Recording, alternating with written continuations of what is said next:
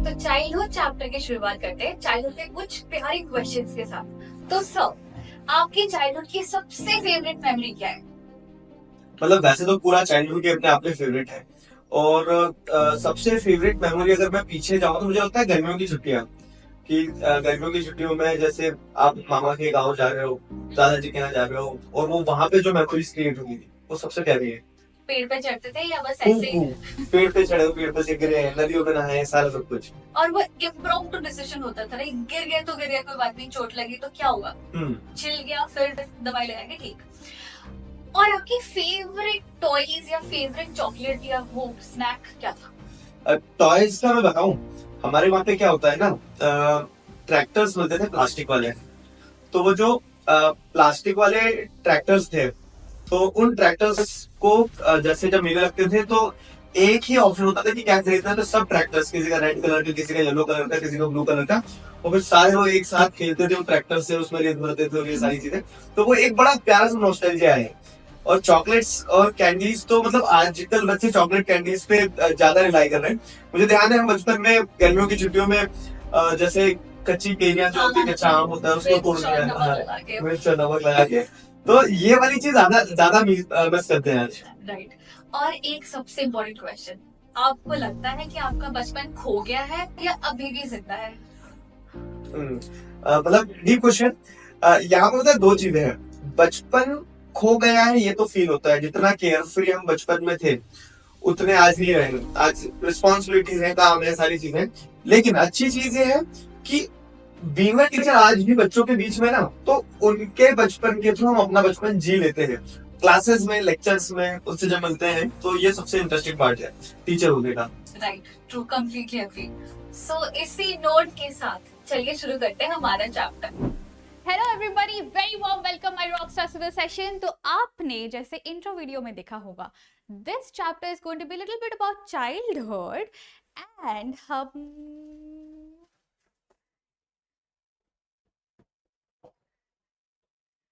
Okay कुछ तो ऐसा ही करने वाले हैं with the chapter name childhood written by Markus नेटन।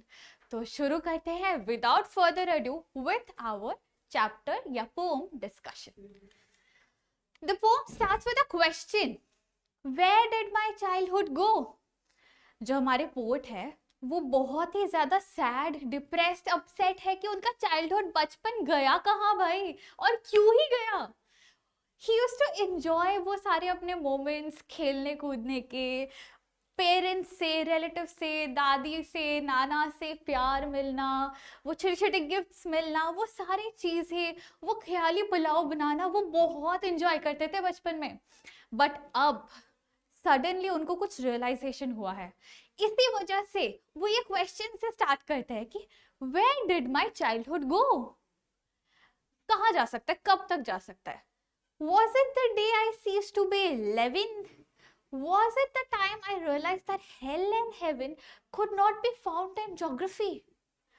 अब समझो एक बात, हम जब धीरे धीरे बड़े होते हैं ना, बचपन में हमारे पेरेंट्स के अरे मेरा छोटू सा बच्चा, मेरा प्यारा बेटा, ये चलता रहता है। जैसे हम बड़े हो गए, अभी तो तुम 10 साल के हो गए, 15 साल के हो गए हो, भाई तुम्हें क्यों चाहिए ये मदद, खुद करो अपना काम, ऐसी वाली चीजें आ जाती है। फिर एक और रियलाइजेशन हिट करता है।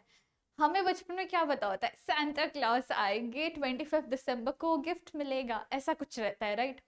बट जैसे धीरे धीरे हम बड़े होते हैं, फुस हो जाती है स्टोरी कि भाई सांता तो होते ही नहीं है।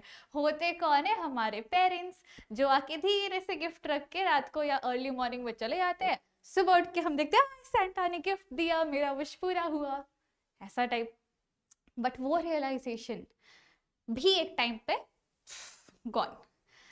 That kind of a thing the poet is trying to say कि जब मैं 11 साल का हो गया, वो एग्जैक्ट पॉइंट था क्या जब मेरा बचपन खो गया?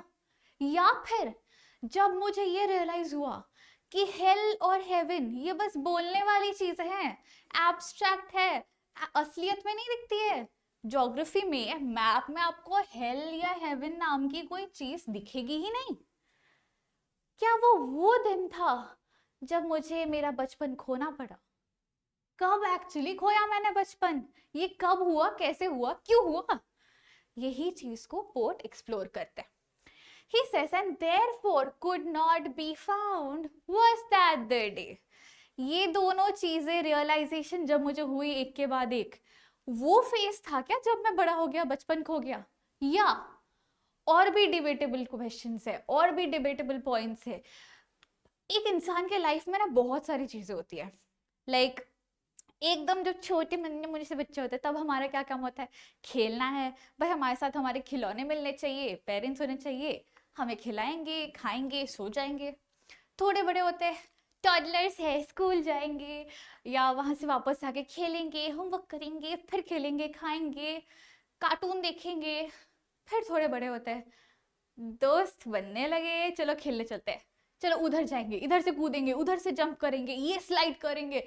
मैं तो 10-11 स्टेयर्स के ऊपर से कूदती थी नीचे. तो ये सारा मंकीनेस आ जाता है. तो धीरे धीरे gradually you grow up, gradually हमारा एंटरटेनमेंट का चीज बदलने लगता है या रियलाइजेशंस अलग अलग होने लगती है.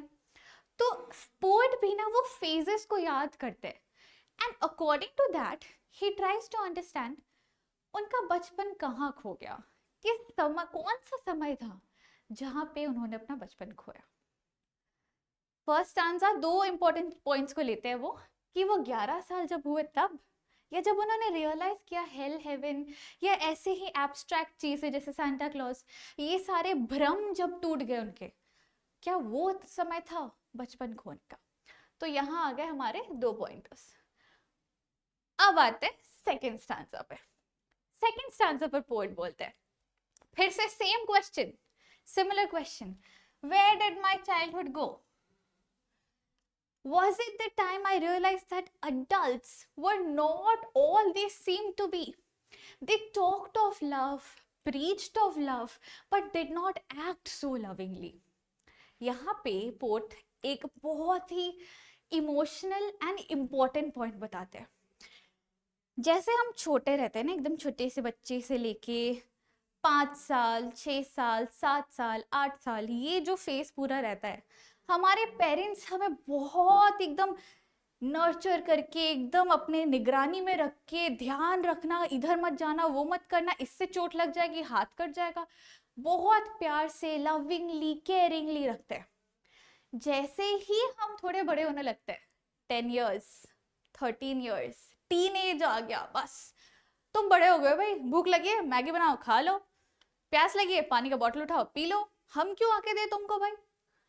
तो वो जो सडन शिफ्ट होता है, that is what the poet is talking about.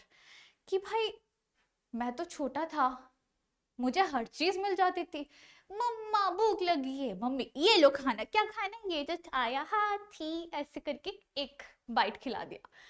फिर थोड़े बड़े हुए, मम्मा जूस पीना है, जूस पीना, चलो अब भी लाते हैं, जूस बनाया मम्मी ने, लाके दे दिया.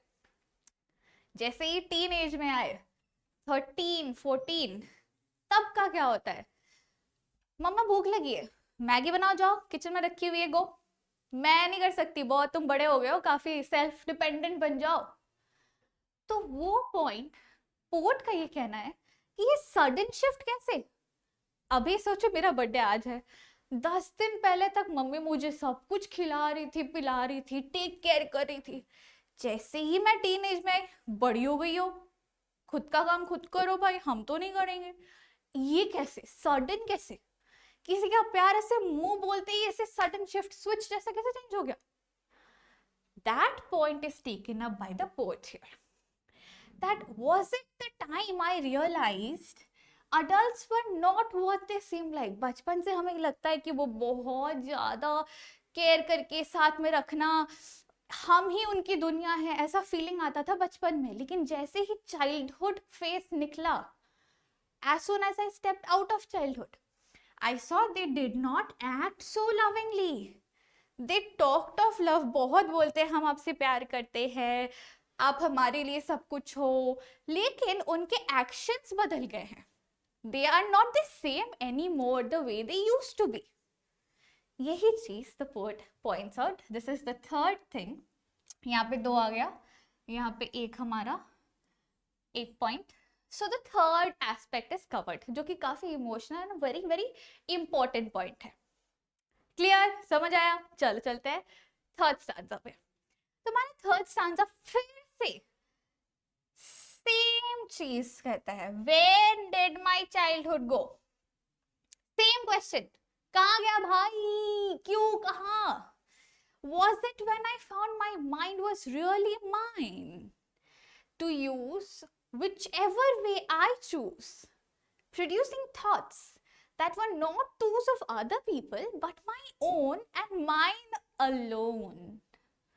So यहाँ क्या आता है, this is a very classic phase of life जहाँ पे धीरे धीरे एक बच्चा फ्रॉम बीइंग सेल्फलेस कि अरे सबको लेके रहो, सब मिल बांट के खेलेंगे, सब एक साथ होमवर्क करेंगे, तुमने होमवर्क नहीं किया मेरा कॉपी ले लो, मैं देती हूँ, मैंने होमवर्क कर लिया है, तुम मेरा कॉपी कर दो, या तुमको आंसर नहीं आ रहा, रुको मैं बता देती हूँ।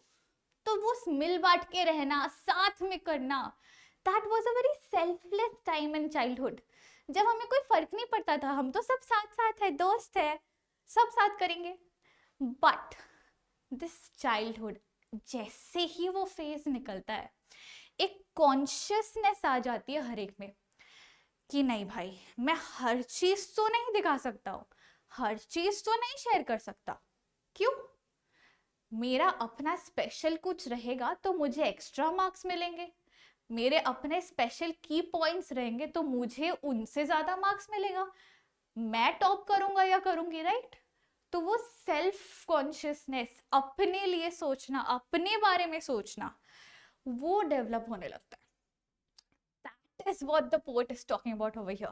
Producing thoughts that were not those of other people but my and mine alone. Selfish होना सीख रहे हैं हम, दूसरों के बारे में तो सोचते रहेंगे, बट खुद का पहले सबसे टॉप लेवल का करना, वहां है सेल्फिश होना, वो इमोशन आना।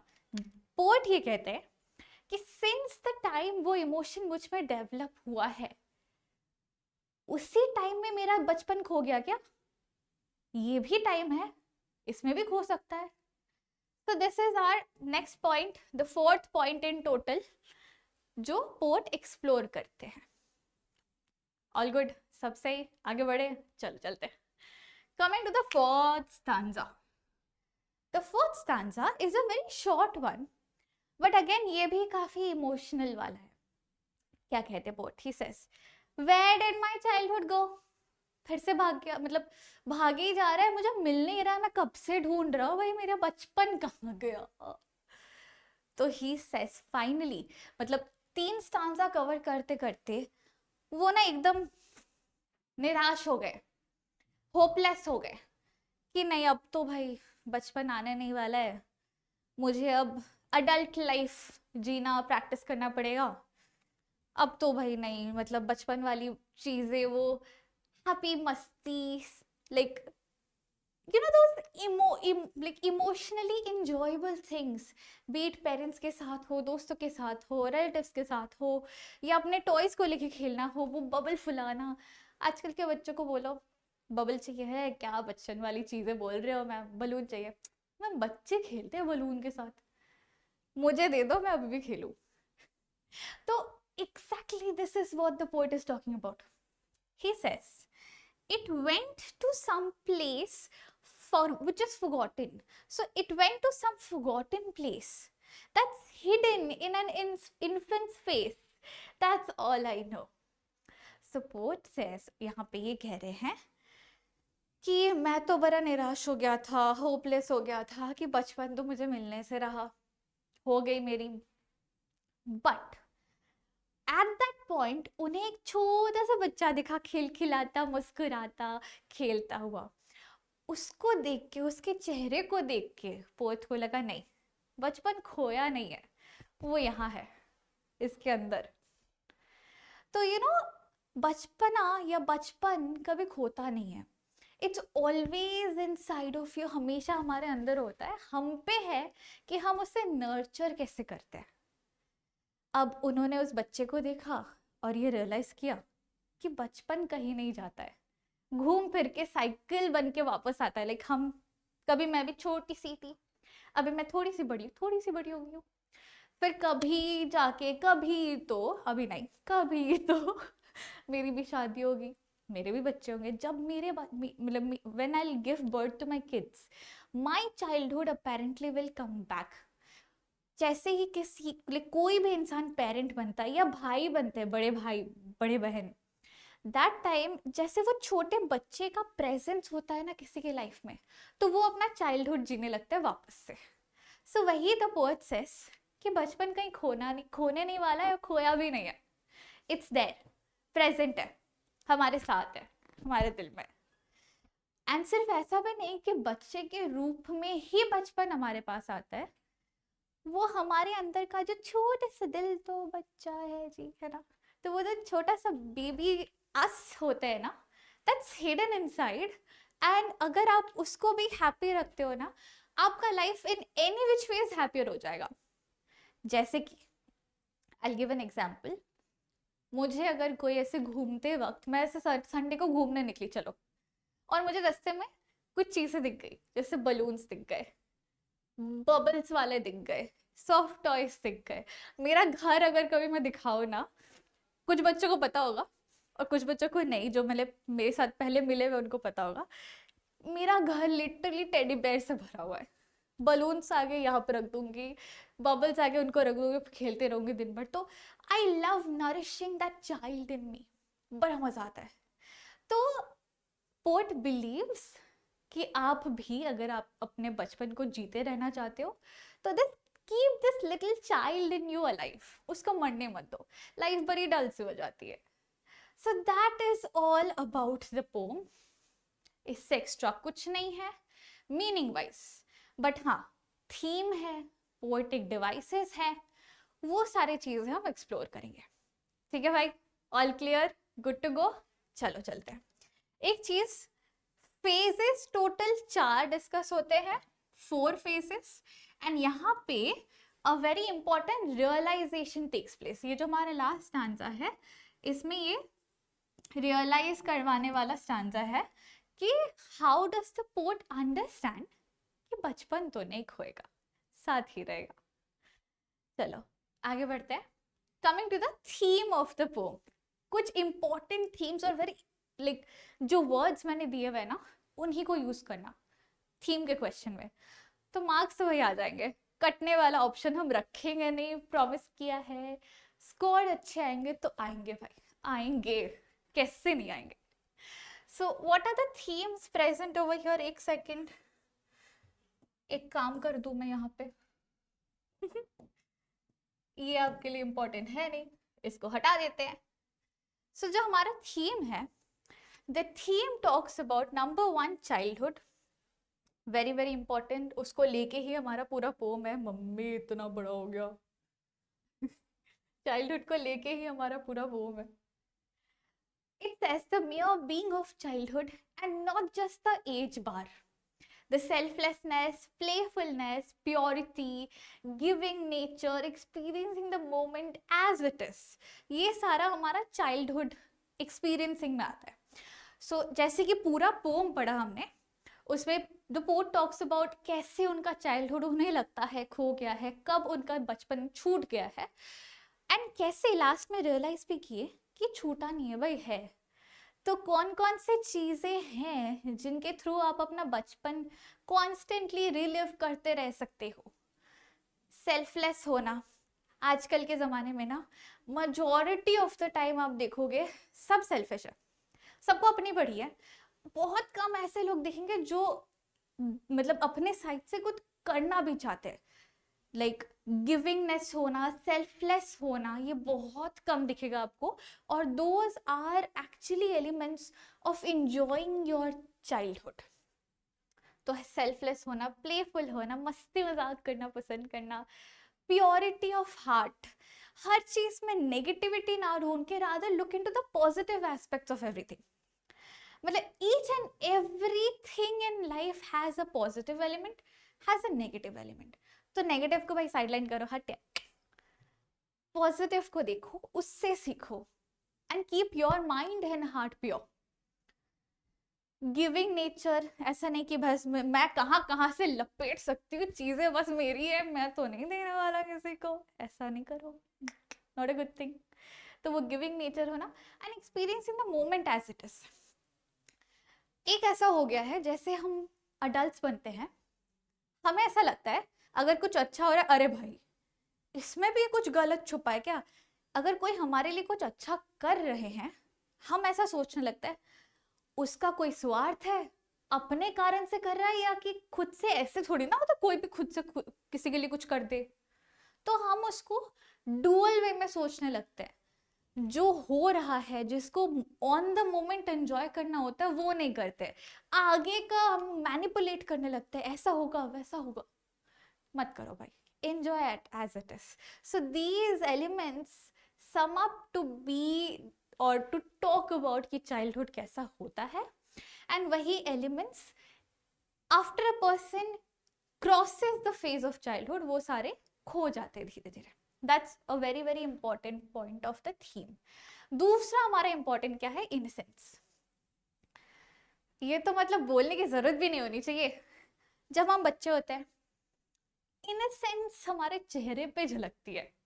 मतलब आपको समझ आएगा अगर कोई बच्चा सच में इनोसेंट है और एक बच्चा बहुत बदमाश है, उसके आंखों से, उसके चेहरे से आपको समझ आएगा कि ये तो बदमाश बच्चा है, और ये वाला हाय मेरा भोला भाला सो क्यूट सा बच्चा।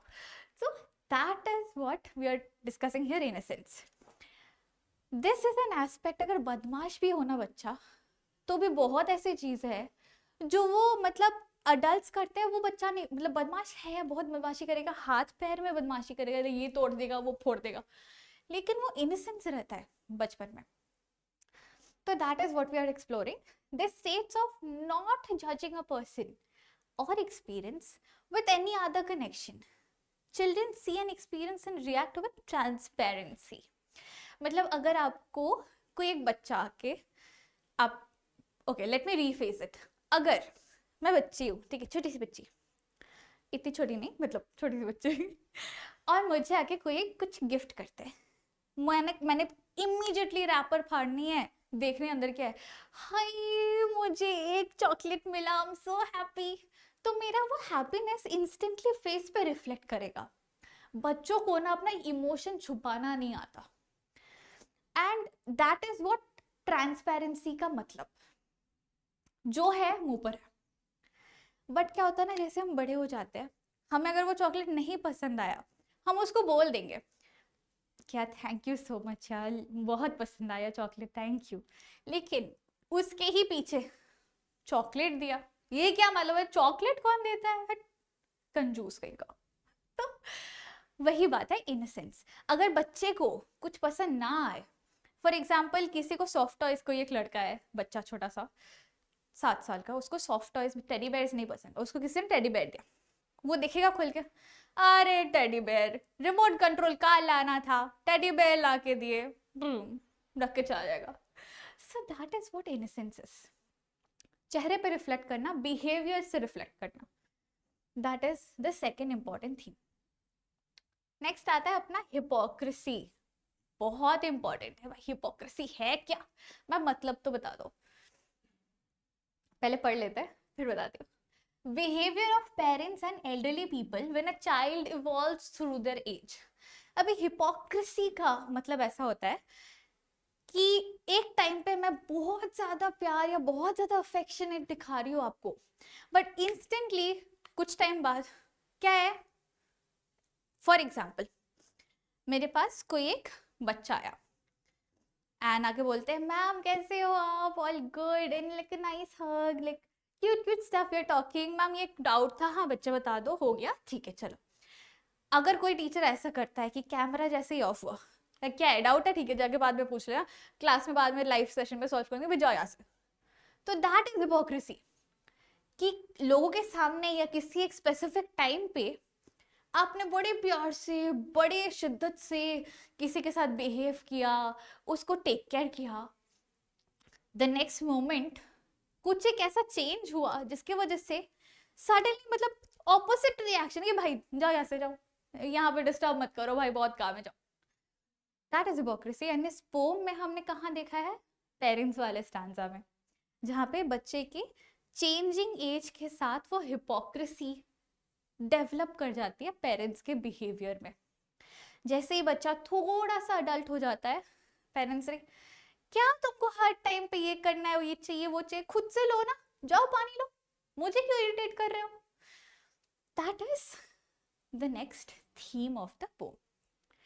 आगे आता है ईगो एंड सेल्फ सेंटर्डनेस, एक और very very like important emotional point of the theme. Poem में ऑलरेडी हमने डिस्कस किया कि ईगो एंड सेल्फ सेंटर्ड कैसे हो रहा है इंसान के। मैं तो अपना आंसर नहीं शेयर करने वाली क्योंकि मुझे ज़्यादा मार्क्स चाहिए, मैंने शेयर कर दिया तो मेरे मार्क्स कम हो जाएंगे। So that adults are self-centered, psychological change from observing and listening to others and thinking of own viewpoint. अभी धीरे धीरे when a child grows, उनका क्या हो जाता है, माइंडसेट चेंज होने लगता है, वो इनसेंस जो है ना, ये इनसेंस जाने लगता है, और this develops to ego and self centredness. यहाँ अगर बच्चा बोल रहा है कि अगर मुझे किसी को गिफ्ट करना है, मैं छोटी सी बच्ची हूँ 5 साल की, मुझे किसी अपने दोस्त को गिफ्ट करना है कुछ उसके बर्थडे पे, मुझे टेडी बेयर पसंद है, मम्मा इसको भी ये वाला, मेरे पास ये बिग वाले टेडी बेयर है ना, इसको भी मेरा वाला टेडी बेयर ऐसा वाला खरीद के देते हैं, उसे भी पसंद आएगा। Innocence, ego and self centredness. मम्मा लास्ट ईयर मेरे बर्थडे में उसने मुझे बस एक छोटा सा टिफिन बॉक्स दिया था, आप भी वैसे ही कुछ दे दो, इतना कुछ करने का जरूरत नहीं है, पैसा बचाओ, हमारे पैसे हैं।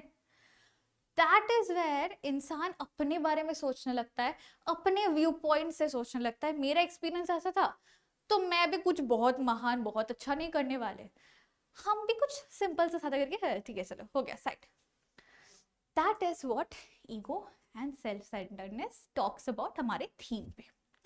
ये हो गए हमारे 4 themes, very important, very crucial.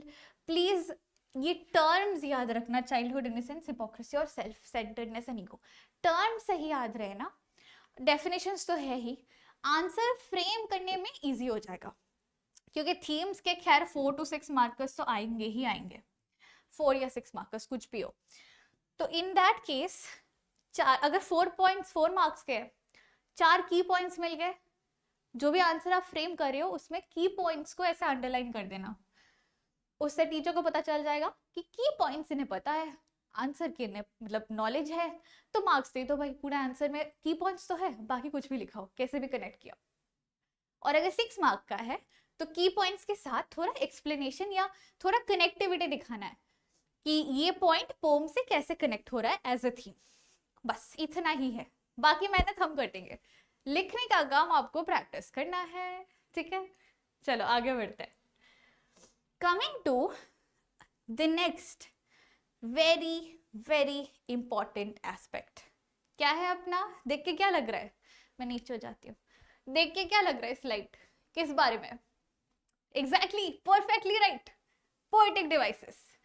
तो हम स्टांजा बाय स्टांजा हमारा पोएटिक डिवाइसेस डिस्कस करेंगे, और एक स्लाइड मैंने आपके रेफरेंस के लिए सारे पोएटिक डिवाइस को लिस्ट करके भी रखी है कि आपको अगर इस वे में ना लाइक इजी लग रहा हो तो एक लिस्ट ऑफ पोएटिक डिवाइसेस बने हुए वहां से रेफर कर लो, ठीक है। तो स्टार्टिंग विथ रिफ्रेन। रिफ्रेन क्या होता है, रिफ्रेन का मतलब है व्हेन अ स्पेसिफिक फ्रेज या एक लाइन एक से ज्यादा बार रिपीट हो रहे हैं रेगुलर इंटरवल में, ऐसा नहीं कि एक बार इधर खत्म, रेगुलर इंटरवल में रिपीट हो रहे हैं, उसका मतलब रिफ्रेन होता है। जैसे कि ये lines, where did my childhood go, was that the day, ये दोनों लाइन फर्स्ट, सेकेंड और थर्ड तीनों स्टांजास में रिपीट हो रहे हैं, so that is why refrain है हमारे पास पहला। Next coming to anaphora. Anaphora का क्या मतलब होता है, anaphora means when multiple consecutive lines begin with the same word और द सेम फ्रेज, मतलब एक से ज्यादा कंसेक्यूटिव लाइन, एक के बाद एक वाले लाइंस स्टार्ट होता है या शुरू होता है द सेम वर्ड या सेम फ्रेज से। जैसे कि इधर देखो, was it, sorry, was it, I, was it, was it, दोनों लाइन ही was it से ही शुरू हो रहा है। ये नहीं, क्यों इसको क्यों नहीं काउंट किया, क्योंकि ये was it से तो स्टार्ट नहीं हो रहा, could not be found है। अगर ये थर्ड लाइन भी हमारा यहाँ पे was it, could not be या ब्ला ब्ला ब्ला बनता, तो यहाँ पे ये 2-3 लाइन हो जाते हैं। समझा? क्लियर? इसको पूछ दो। हाँ, सो हो गया हमारा anaphora. Next, coming to a very very important poetic device जो लोग भूल जाते हैं पता नहीं कैसे, which is rhetorical question. Rhetorical question, ma'am इतना बड़ा नाम है, ये है क्या भाई? रिटोरिकल क्वेश्चन का मतलब ये है कि एक क्वेश्चन पोएट पूछ रहे हैं लेकिन उसका आंसर उन्हें नहीं चाहिए, वो बस पूछने के लिए पूछ रहे हैं, मतलब एक हमारे अंदर भी जिज्ञासा आए या हम भी खुद को पूछे कि ये बोलना क्या चाह रहे क्वेश्चन में, तो वो बस दिखाने के लिए या पूछने के लिए क्वेश्चन है, उनको आंसर नहीं चाहिए।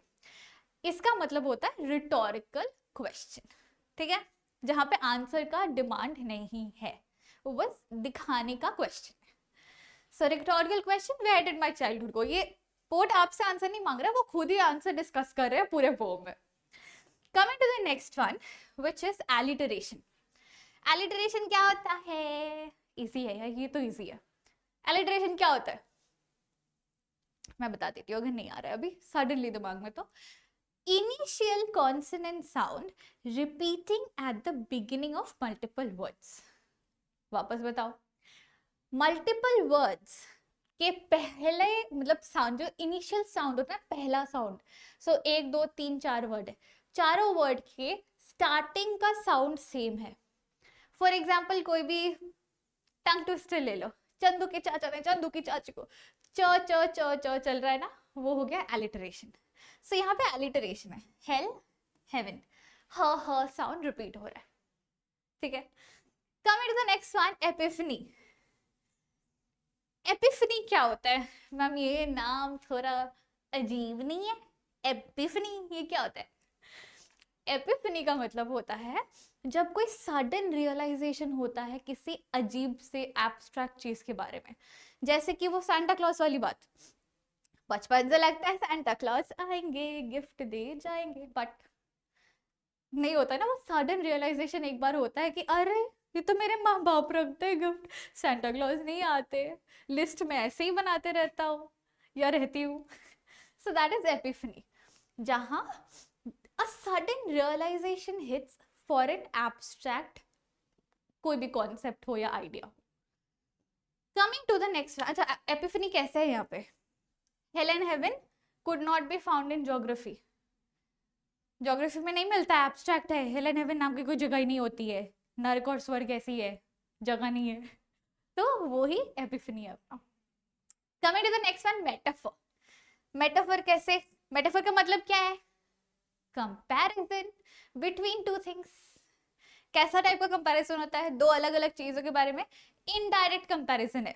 आप कोई पिक्चर फ्रेम नहीं कर सकते कि for example the child is looking like a bear's cub, उसमें क्या कंपेयर कर सकते हैं कि बच्चा इतने कपड़े, इतने विंटर क्लोथ्स पहन लिया कि भालू का बच्चा लग रहा है, फर वाला जैकेट पहन के कंपेयर कर सकते हैं, मतलब क्लियर पिक्चर बन रहा है ना।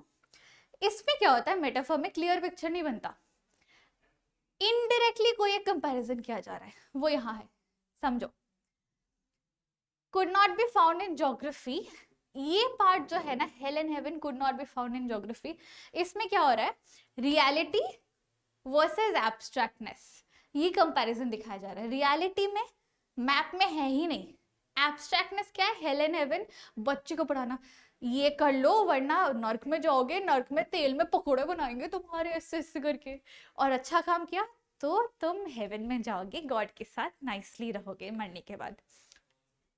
एब्स्ट्रैक्ट वर्सेस रियलिटी का कंपैरिजन हो गया क्लियर? एक बार सब एक बारी सारे पोएटिक डिवाइसेस को देख लो और जल्दी से विद इन 15 सेकेंड्स दिमाग में घुमा लो मैंने अभी भी क्या क्या डिस्कस किया, जल्दी। टाइमर होता तो लगा लेती, बट क्या करें। अच्छा सॉरी, वन मोर पॉइंट, मैं भूल गई थी, पर्सोनिफिकेशन। यहाँ पे पर्सोनिफिकेशन भी है हर एक starting line of the poem में, where did my childhood go. Personification के क्या मतलब होता है? पर्सन, पर्सोनिफिकेशन मतलब जब किसी नॉन ह्यूमन चीज को ह्यूमन क्वालिटी दिया जाता है। जैसे for example, the table started walking, मतलब टेबल को रोल करके लेके जा रहे हैं कहीं पे यहाँ से वहां शिफ्ट करने, लेकिन ऐसे बोले तो टेबल स्टार्टेड वॉकिंग, तो क्या हो गया? वॉकिंग, चलना, that is a human quality given to a non human thing. Similarly यहाँ पे चाइल्डहुड को ह्यूमन क्वालिटी दिया जा रहा है, गो, चल के कहीं जाने का, कि कहाँ चल दी है, पीछे आ जा, वापस आ जा। सो that is how personification is used. ठीक है, एक बार जल्दी देख लो।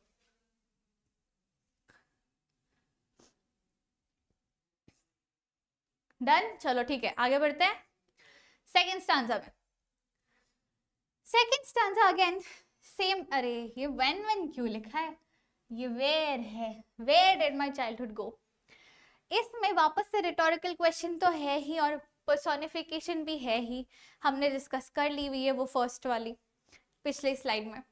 Coming to the next devices present over here. अच्छा, रिफ्रेन भी सेम है, मैंने बोला था फर्स्ट, सेकंड, थर्ड, तीनों स्टांजास में first and last line repeat हो रहा है, तो रिफ्रेन एक कॉमन है एंड ये दोनों कॉमन है, रिटोरिकल क्वेश्चन एंड पर्सोनिफिकेशन।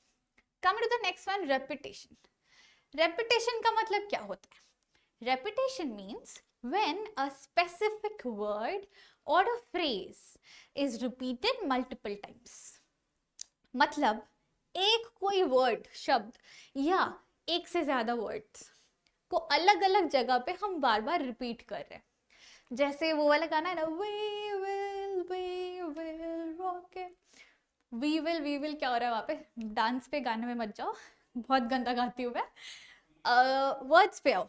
तो वी विल, वहाँ वी विल को 2 बार रिपीट किया, बन गया रेपिटेशन। यहाँ पे भी रेपिटेशन है ऑफ लव, ऑफ लव, 2 बारी सेम फ्रेज को रिपीट किया गया, that is why we have repetition here. चंगा, चल आगे बढ़ते हैं। Coming to the next one, इधर कुछ नहीं है, नहीं इधर है, आयरनी और एंटीथीसिस। आयरनी भाई होता क्या है? आयरनी मतलब जो बोल रहे हैं और जो समझ रहे हैं दोनों उल्टा, ऑपोजिट होना।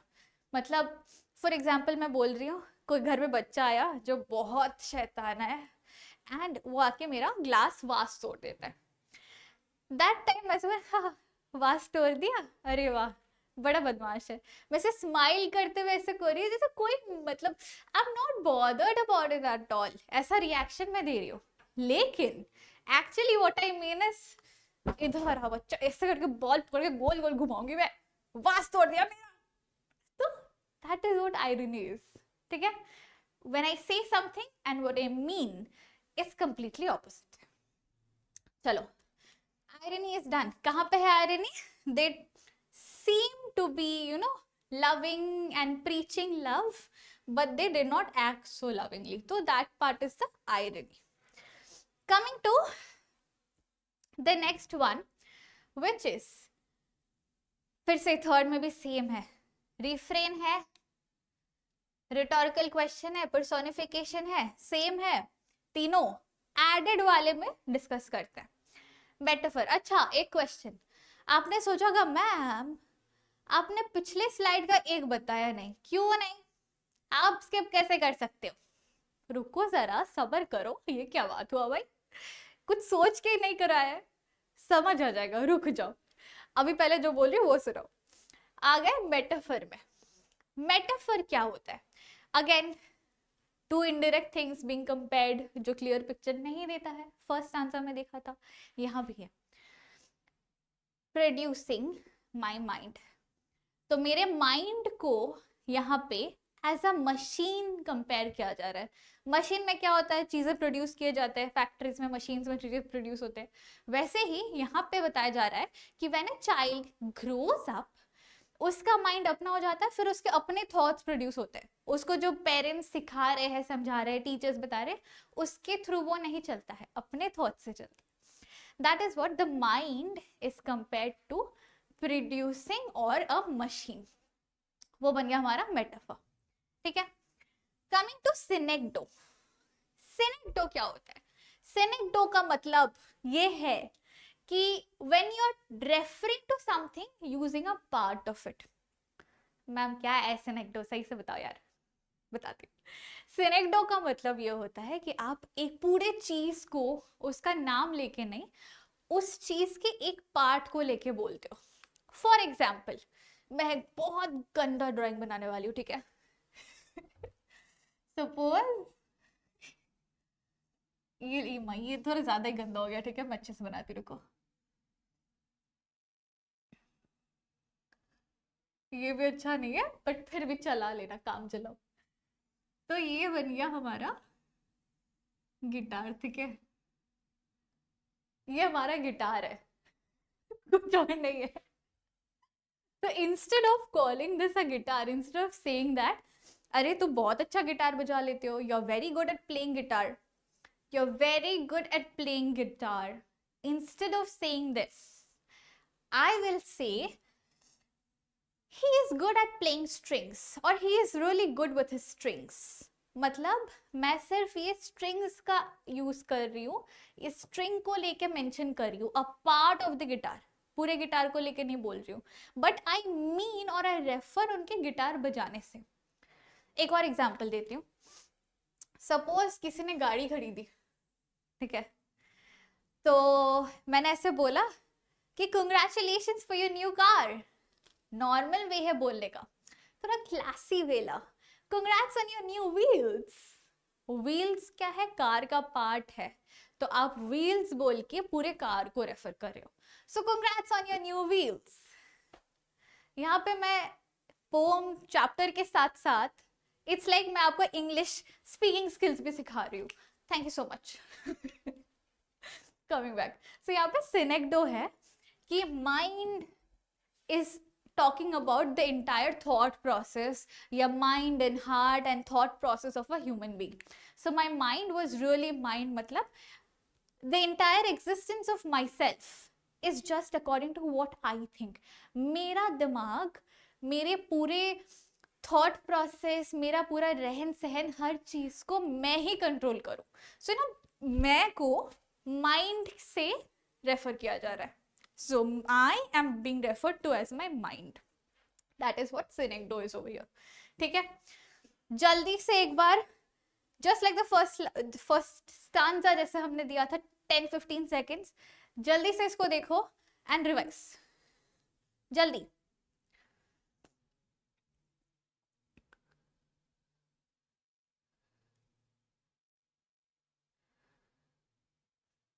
डन। चलो अब आते हैं हमारे एंटीथीसिस में। इसको हम क्यों नहीं किए थे? बिकॉज मुझे सिनेक्डो और एंटीथीसिस साथ में करना था। सिनेक्डो का मतलब क्या हुआ? एक पार्ट को लेके हम पूरे पार्ट को एक्सप्लेन कर रहे हैं। एंटीथीसिस का मतलब है कि हम दो ऑपोजिट मीनिंग चीजों को और दो ऑपोजिट कॉन्सेप्ट्स को एक लाइन में रखे हैं इन वन सेंटेंस, ठीक है। Just the way over here they talked of love and preached of love but they did not act so lovingly। So दो opposite contrasting चीज है, प्यार की बातें करते हैं लेकिन प्यारे बिहेव नहीं करते हैं। So two opposite concepts या ideas या processes put together in one place, that is what antithesis is। चलेगा? चंगा? all good? all set? आगे बढ़े? नहीं जाना है? चलते थोड़ा सा और, थोड़ा सा, चलो हो गया। आते लास्ट स्टैंजा पे, इसके बाद छुट्टी, बल्ले बल्ले मेरी भी छुट्टी। तो लास्ट स्टैंजा में क्या क्या है? बहुत कम है। इसमें रिफ्रेन नहीं है, रिटोरिकल क्वेश्चन है क्या? हाँ है। पर्सोनिफिकेशन है क्या? हाँ है। बट रिफ्रेन नहीं है क्योंकि इसके साथ इधर रेपिटेशन नहीं है, ठीक है। तो रिटोरिकल क्वेश्चन हमारा हमें पता है ऑलरेडी कि कहाँ गया, पूछ रहे हैं, आंसर नहीं मांग रहे हैं। पर्सोनिफिकेशन भी हो गया है, बचपन कहाँ चला गया। इमेजरी है एक नया एडिशन हियर। इमेजरी क्या होता है? इमेजरी का मतलब ये है जब हम कोई भी अपने 5 सेंसेस को यूज करके कुछ इमेजिन करते हैं। जैसे कि मैंने अगर ये बोला कि ओके, इसको छू के मुझे बड़ी वेलवेट वाली फीलिंग आ रही है, जो कि नहीं आ रही है बट अगर मैंने ऐसे बोला कि इसको छू के मुझे वेलवेट वाली फीलिंग आ रही है, आय है क्या नरक, तो what will you do? Using your touch senses, क्योंकि आपने भी सॉफ्ट वेलवेटी कपड़े टच किए होंगे for sure, so using your sense of touch आप ये इमेजिन करोगे कि कितना सॉफ्ट और मुलायम लग रहा होगा मैम का रिमोट मैम को, जो कि है नहीं बट स्टिल। सो सिमिलरली कोई भी एक सेंस ऑर्गन आपका, sight, hearing, taste, touch and दूसरा क्या होता है, साइट, स्मेल, ये 5, एनी 5 सेंसेस को यूज करके अगर आप कुछ इमेजिन कर रहे हो तो that is imagery. Here hidden in an infant's face, so like if you see a child, किसी बच्चे को देखा, उसके चेहरे पे वो इनसेंस, वो बचपना, एवरीथिंग रिफ्लेक्ट, सब उसके चेहरे पे दिखता है, एक बच्चे के चेहरे पे। Exactly that is what imagery is. अगर आपको इमेजिन करने बोले एक छोटे बच्चे का इमेज इमेजिन करो दिमाग में, मेरा तो फेस आएगा नहीं क्या आएगा, छोटी सी हंसती खेलती प्यारे से बच्चे का फेस आएगा दिमाग में, दैट इज इमेजरी। ठीक है, चलो ग्रेट, हो गया, complete discussion done, great, and that is even all for our discussion. आपको जैसे मैंने प्रॉमिस किया था, this is the list of poetic devices जो अभी तक हमने डिस्कस की हुई है, वहां पे मेंशन कर दी मैंने। personification, refrain, rhetorical question, irony, anaphora, metaphor, epiphany, alliteration, antithesis, enjambment. enjambment बोला था क्या, मुझे तो याद नहीं आ रहा, अभी बोल देती हूँ। enjambment क्या होता है? enjambment means when one sentence is divided into multiple lines without a punctuation। मतलब जब एक सेंटेंस को, इतना बड़ा सा सेंटेंस है, इसको हम छोटे छोटे लाइंस में डिवाइड करते हैं without any punctuation mark in between. Last में जब ये पार्ट देंगे, यहाँ पे एक पंचुएशन देंगे, full stop, question mark, exclamation mark, जो भी हो, दैट इज व्हाट एंजैबमेंट इज। तो इस पोम में भी एंजैबमेंट है। Was it the time I realized hell and heaven could not be found in geography? ये जो पूरा लाइन था, that was one sentence divided into multiple lines without punctuation mark. That is enjambment. Repetition बोल दिया, synecdoche और imagery, सारे हो गए अपने। ओ बल्ले बल्ले छुट्टी का टाइम आया, बल्ले बल्ले, मैं क्यों नाच रही हूँ, नहीं नाचना चाहिए। Coming to that's it my guys, हो गया, डिस्कशन खत्म। आएंगे हम अपने क्वेश्चंस को लेके डिस्कस करने, रिवाइज करेंगे पोम को, but till then stay happy, stay safe, stay smiling, lots of love, and see you all soon. Signing off, your teacher Magnolia. Take care. Bye bye.